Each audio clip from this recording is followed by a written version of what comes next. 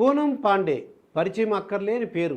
ఎప్పుడూ వివాదాస్పద వ్యాఖ్యలు, చర్యలతో వార్తల్లో టీవీ వ్యక్తిగా నిలుస్తుంటుంది. గత 3-4 రోజులుగా నటి పూనం పాండే వార్తల్లో నిలుస్తూ వస్తున్నది. సోషల్ మీడియాలో గర్భాశయ క్యాన్సర్తో మృతి చెందినట్లుగా ఆమె మేనేజర్ పోస్ట్ పెట్టారు. మరుసటి రోజు తాను బ్రతికే ఉన్నానంటూ వీడియోను రిలీజ్ చేసింది. సర్వైకల్ క్యాన్సర్పై ప్రజల్లో అవగాహన కల్పించేందుకే తాను చనిపోయానంటూ తప్పుడు వార్తలను ప్రచారం చేశానని పేర్కొంది.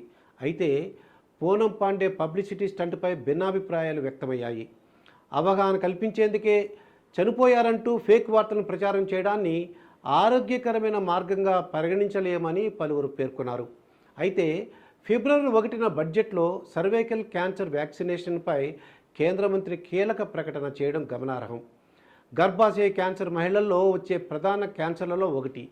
ప్రతి సంవత్సరం మిలియన్ల మంది మరణాలకు ఈ క్యాన్సర్ కారణమవుతుంది. అయితే పూనం పాండే హెడ్లైన్స్లో నిలిచేందుకు ఇలాంటి పద్ధతులను అవలంబించడం ఇదేం తొలిసారి కాదు. గతంలో 2011లో ప్రపంచ కప్ సమయంలో పూనం పాండే వార్తల్లో నిలిచింది. ఫైనల్ మ్యాచ్కు ఒక రోజు ముందు ఒక వీడియో రిలీజ్ చేసింది. అందులో ఫైనల్లో భారత జట్టు గెలిస్తే తాను బట్టలు విప్పేసి తిరుగుతానంటూ వార్తలకెక్కింది. ఆ తర్వాత సోషల్ మీడియాలో నటిపై నెటిజన్లు మండిపడ్డారు. అయితే ఈ పరిస్థితిపై జాతీయ మీడియాతో డాక్టర్ సత్యకాంత్, సైకాలజిస్ట్ త్రివేది మాట్లాడుతూ, ప్రస్తుత సోషల్ మీడియా యుగంలో ప్రజల దృష్టిని ఆకర్షించేందుకు పలువురు అనేక పద్ధతులను అవలంబిస్తున్నారని అన్నారు.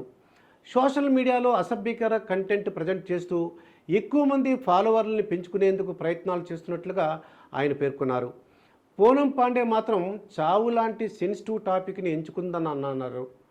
ప్రజల దృష్టిని ఆకర్షించే విధానాన్ని మనస్తత్వ శాస్త్రంలో హిస్ట్రియానిక్ పర్సనాలిటీ డిజార్డర్ అంటారని తెలిపారు. మోడల్, నటి పూనం పాండే తాను ఆడించిన డ్రామా గురించి పలువురు సెలబ్రిటీలు కూడా ఘాటుగానే రియాక్ట్ అవుతున్నారు. తాజాగా నటి కస్తూరి శంకర్ కూడా పూనం పాండే ఇష్యూపై రియాక్ట్ అయింది. ఒక న్యూస్ ఛానల్లో జరిగిన డిబేట్లో పూనంను ఏకిపారేసింది. ఇదొక చెత్త పబ్లిసిటీ స్టంట్, ఇలాంటి వాటి వల్ల ఒరిగేదేమీ లేదంటూ కస్తూరి విమర్శించింది. రామ్ గోపాల్ వర్మ ట్వీట్లో పూనంను అభినందించారు. ఆమె ఇలా చేయడం వల్ల క్యాన్సర్ పైన అవగాహన పెరుగుతుందని అన్నారు.